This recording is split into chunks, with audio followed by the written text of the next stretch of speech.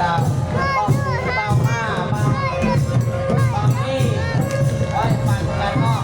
มาเดินเที่ยวงานกันนะครับเงินรับคำฝั่งยุโรปก็เป็นเด็กหัวแห่แม่ย่อยนี่พ่อพ่ออยู่ดีมีสุขอยู่ดีมีแห้งสุขภาพทำให้มีพลังไม่สมบูรณ์ความเจ็บจะได้ความไผ่ยามีแต่โชคแต่ไส้ให้ลูกหลานนำเอาเงินมาให้แบ่งปันทุกมือทุกวันอยู่ดีมีแห้งคุณครับนำสู้ได้แม่ย่อยเด้อถ้าครอบครัวมีคำบาดของข้ามกับไม่ยาฆ่าน้องต้นไม้และกบาดนาฝากกับแม่ธรณีต้นต้นกินเปิดที่สุดของพี่ย่าหอมมาพี่น้องเข้ามาทำบุญฝากหอมบุญที่ลอยคอต้องเอาให้ยังไปครับตัวปารนาเบุญ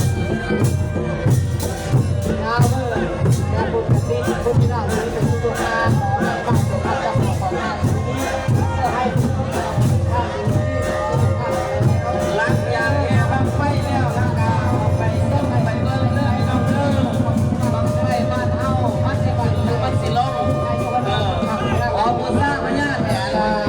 อันนี้แม่คนขายเนาะมีเงินอยู่9,000นับเป็นแบงค์ขออุทิศชนนี้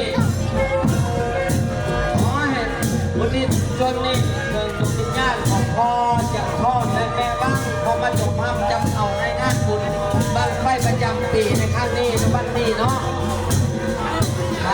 ดูของตัวโบราณเป็นธรรมชาติ